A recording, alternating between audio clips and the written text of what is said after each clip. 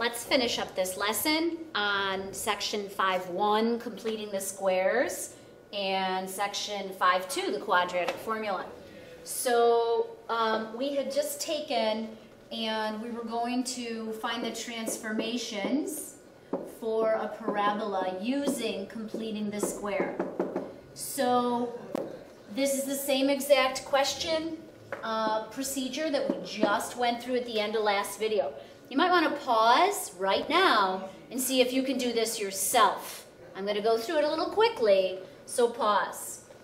I'm going to take my x squared plus 8x and leave a little room right in there where I'm going to be adding something. Scooch my negative 12 over, and then I'm going to leave a little room and I'm going to subtract it off. Remember, we're adding a number and then we're subtracting it from the same side. So we have a net of 0. That number is half of 8, which is 4 squared, 16. So I'm going to add 16 and subtract 16. What we saw then is this is a perfect square trinomial. X plus 4 times x plus 4, which is x plus 4 all squared. And this is negative 28.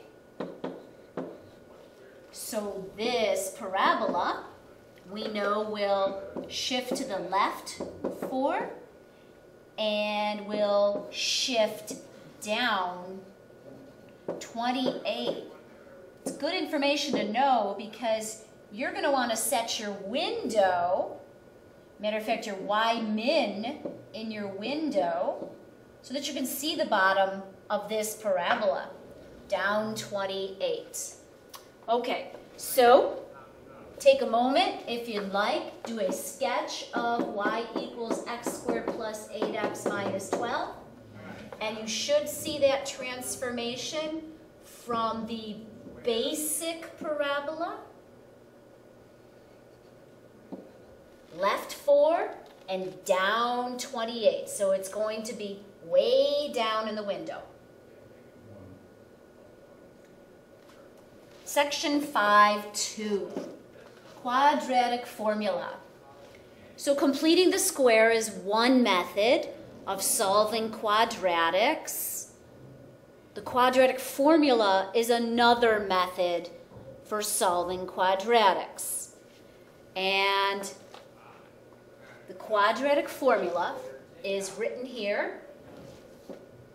X equals negative b plus and minus square root b squared minus 4ac all over 2a. All right? We'll sing it a little later. You'll probably hear me singing it. So it's quite simple. Whoops. Quite simple. You have a quadratic formula of the form ax squared plus bx plus c. We're solving it, so we have it set equal to 0. And the a, b, and c that they're talking about are the coefficients of x squared, of x, and the constant value. So we're just going to substitute these in each time. So it's a great idea to keep those values on the side.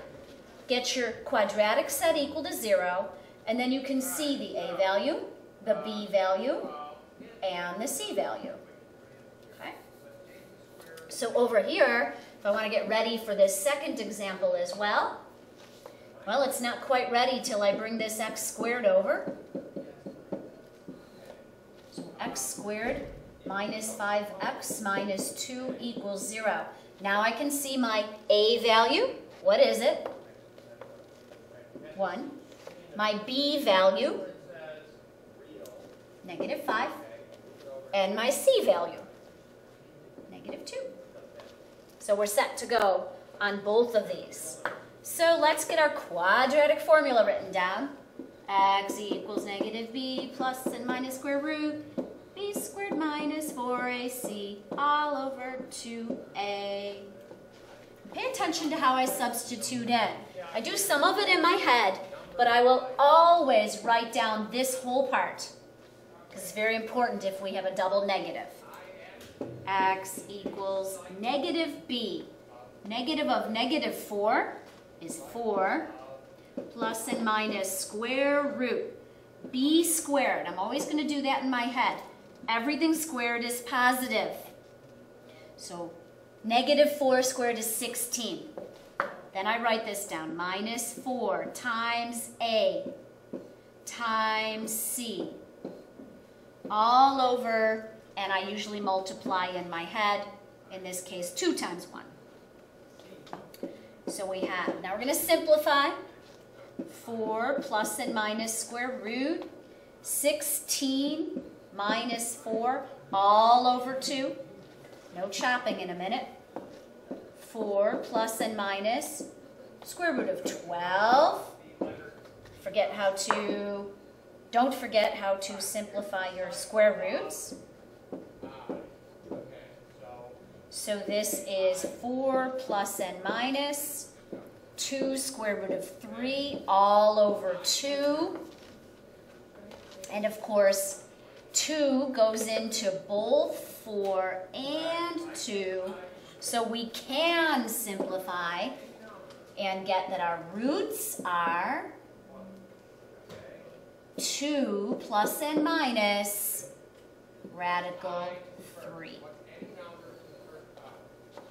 Let's try another one. It's all set up. So go ahead, pause the video, use the quadratic formula.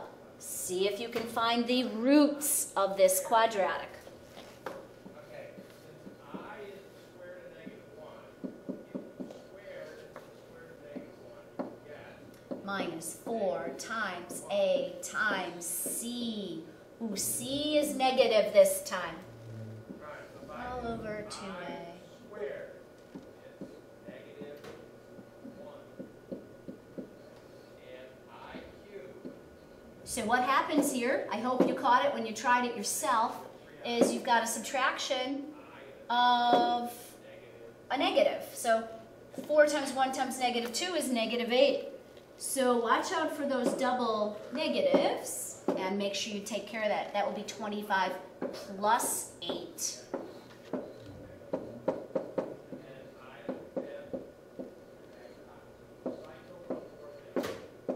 So 5 plus and minus the square root of 33 all over 2.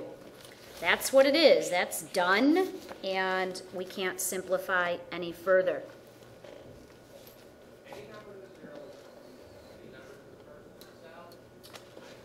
Okay, so I want you to keep practicing. A is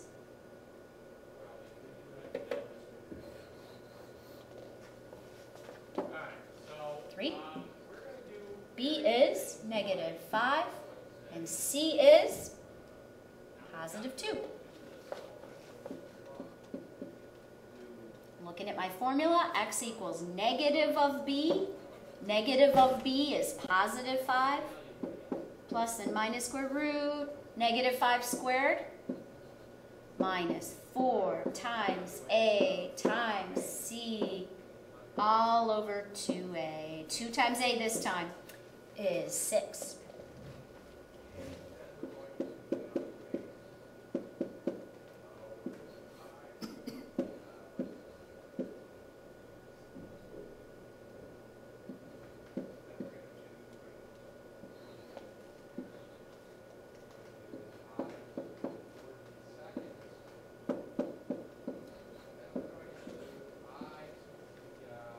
Square root of 1.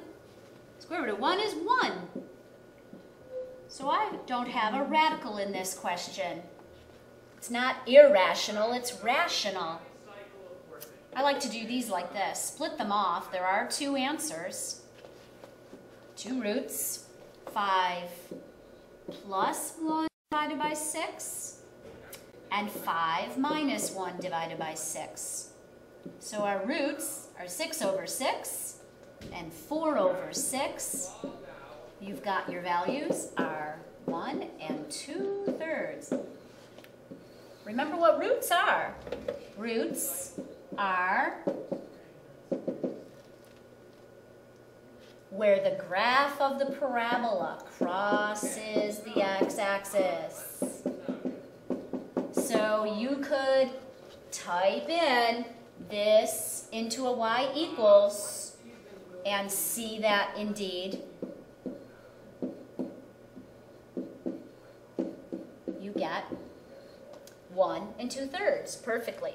And of course, you could take these irrational answers, and you could get a nice estimate from typing in 5 plus radical 33 divided by 2 and 5 minus radical 33 divided by 2. Let's see what else we have here. Sketch the graph of y equals x squared minus 6x plus 3. So get out your calculator. Let's do that.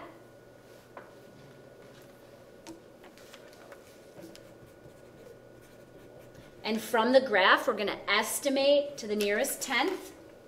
And then we're going to use the quadratic formula to figure out the roots in simplest radical form. So I'm looking up here. A is 1. B is -6. And C is +3. We'll get ready for that. And let's go ahead and graph it.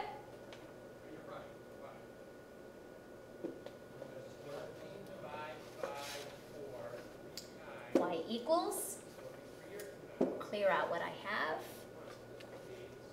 x squared minus 6x plus 3. Ooh, got a few pluses there. I don't know what I did wrong. Let me go backwards.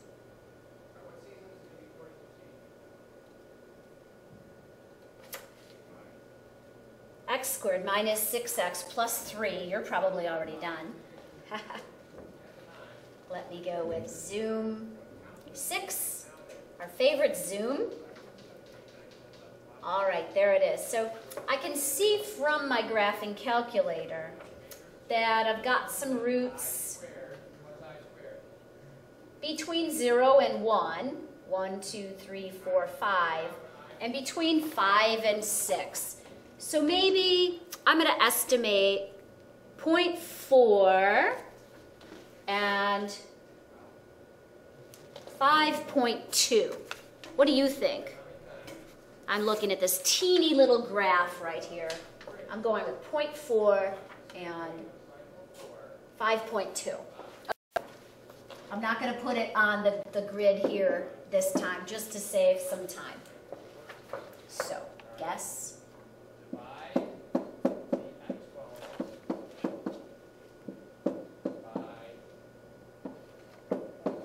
So let's use our quadratic formula. X equals -b, +6, plus and minus square root, b squared, minus 4 times a times c, all over 2a. I'll get sick of that song. 6 plus and minus square root, 36 minus 12. I see that can be simplified. Pause and do it yourself. You can always pause and do it yourself. So we are getting 3, because 2 goes into 6, plus and minus, and 2 goes into that 2 as well. 3 plus and minus radical 6. So we want to take these answers now. 3 plus the square root of 6 and 3 minus the square root of 6. Put them in your calculators and let's see what we really get as an estimate. 3 plus square root of, oh come on, calculator. Got a little lagging here.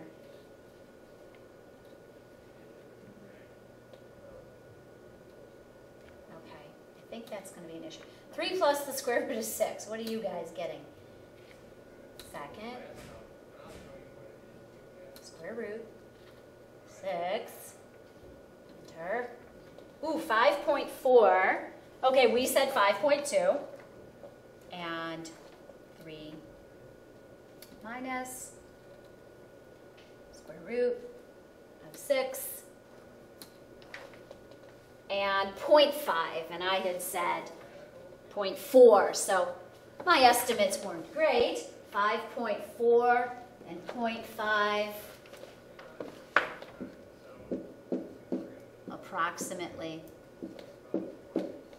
Approximately. Did I round those correctly? Let me peek at that. Oh, I closed it. Okay.